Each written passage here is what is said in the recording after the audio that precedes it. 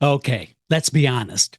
We've all seen those New Year posts from actors that sound something like, "This is my year, manifesting series regular energy," or "Big bookings only in 2025." And listen, I love the optimism, but sometimes our acting goals start to sound a little cringe. Why? Because they're about results, not progress. Results, not process. In today's episode, we're going to fix that. We're going to talk about how to create acting goals that actually move your career forward without the fake hustle, without the toxic positivity, and without the pressure to book or bust. Let's make your goals smarter, saner, and actually achievable. This is Casting Actors Cast. Casting actors cast, what a show! With Jeffrey Dreisbach, we're ready to go. From agents to gigs, learn what you lack. Tune in every week, we're bringing you back. We're going to kick off the show right after this. Well, hello and welcome to Casting Actors Cast. I'm Jeffrey Dreisbach. I'm a casting director, author of Booked It, the actor's playbook for getting cast, and your host of this show, Casting Actors Cast on the Broadway Podcast Network. This is where we have real conversations about what it means to build a sustainable acting career. Not the fantasy version, but one that actually works in the real world. And today's topic, acting goals that aren't cringe, comes from seeing way too many talented actors lose momentum because their goals are unrealistic, vague, or just not rooted in anything actionable. We're going to cover the difference between wish list goals and growth goals. We're going to talk about why outcome-based goals make you feel worse, not better. We'll also talk about how to create progress markers you can actually control. And I'm going to give you a few examples of goals that real working actors use, ones that actually get results, so that by the end, you'll walk away with a goal-setting framework that is simple, focused, and actually motivating. Because here's the thing, your career is not a sprint. It's a long game. And your goals are your compass. But first, this is that moment of the podcast. I get to say thank you for tuning into Casting Actors Cast. It's been such a pleasure bringing you these podcasts. I would invite you to go to our website, castingactorscast.com. There you're going to find a lot more information about the show. You'll see Jeff's Jots, the blog of corresponding show notes to each of the episodes. There's also a form there that says dive into the talent pool. It asks for your name and your email, and that'll open up some freebies. That's going to be a book on doing voiceover work. There's also a video, Casting Secrets, What They Don't Tell You. It's just kind of also a great way that you could leave me a message. You could tell me what you like. You could maybe tell me what you don't like. You can maybe ask a question, which I'll feature on a future podcast. So it's kind of a cool place. I think that if you check it out, I don't think you're going to be disappointed. So that is Casting Actors Cast, all one word.com. My thanks to the Broadway Podcast Network for hosting this podcast. And also, I'm so grateful to my friends at Actors Connection, actorsconnection.com/New York. So let's jump into this. Why manifesting the booking doesn't work. Now, I did an episode on manifesting a handful of episodes ago.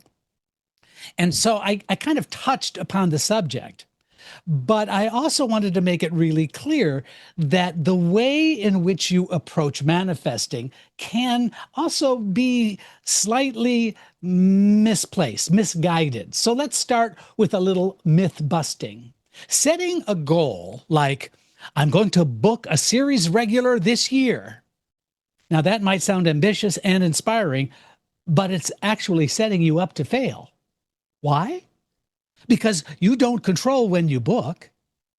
You don't control the roles being cast, the projects that are currently in development, or the hundreds of other people that are being seen for that same part.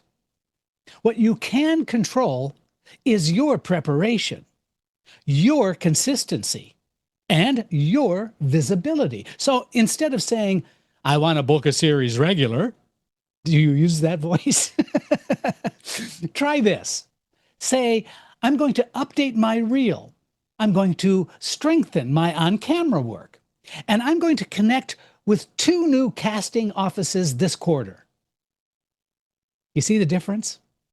One is a wish, the other is a plan. Manifestation is great. I'm all for positive mindset, but manifestation without strategy is just daydreaming and activewear. How else can I say it?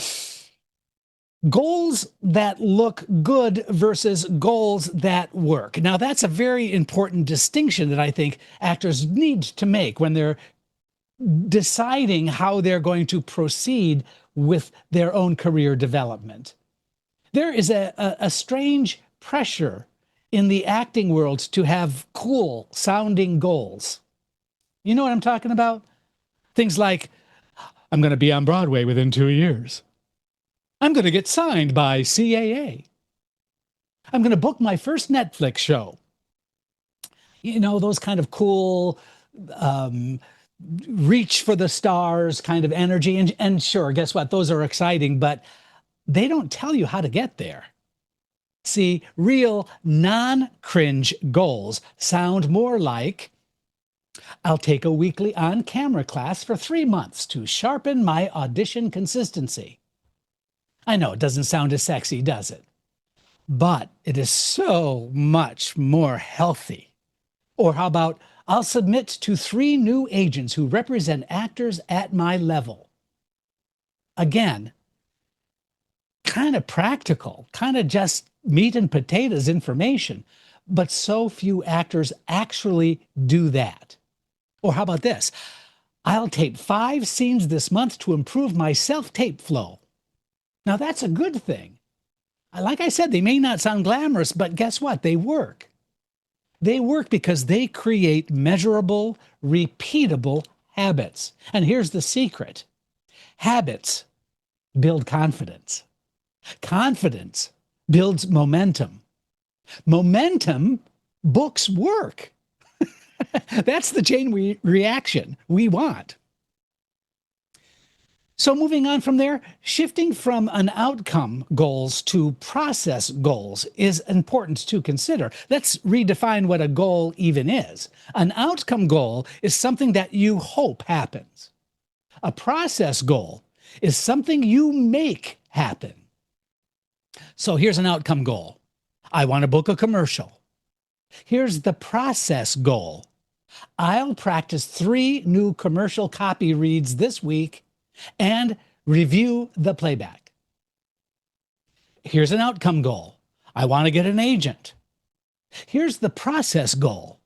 I'll research 5 agencies and draft 1 personalized submission each week.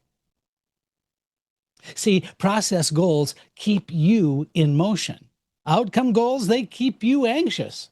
And here's the twist. When you focus on process goals, the outcomes start to show up naturally because you've built the skill, you've built the exposure, and the confidence that lead to them. So here's why the why test is a great tool that I love. It's called the why test. Before you set a goal, ask yourself, why do you want it? If your answer starts with, because I should, guess what, my friends? That's a red flag. If it starts with, because it excites me, or because it challenges me, well, guess what? That's alignment. You'll be amazed how many goals are driven by comparison, not inspiration. We see each other's posts wins online from other actors and think, I need that too. But chasing someone else's timeline is a guaranteed way to lose your own joy. So before you set a new goal, take 60 seconds to ask, do I want this because it aligns with my growth or because I'm afraid of being behind? That question alone can save you months of frustration. I'm going to be giving you the all or nothing trap right after this. So welcome back. This is what I call the all or nothing trap. And this is something that I see all the time. Actors make big, sweeping goals. And when life interrupts, they give up.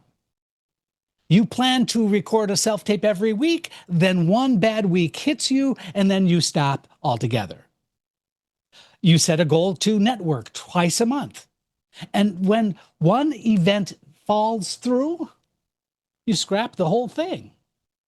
We need to fix that with what I call the flex goal. Now listen, a flex goal gives you a range, not a rule. So instead of saying, I'll do this every week, try, I'll do this 3 out of 4 weeks. Instead of, I'll post every Friday, try, I'll post twice a month. See, progress doesn't have to be perfect. Say this, it's progress and not perfection. I promise you, you won't lose momentum when you miss a week. You lose it when you quit. And let's be honest, actors are juggling side jobs, they're juggling auditions and classes and life. You need goals that bend, not break.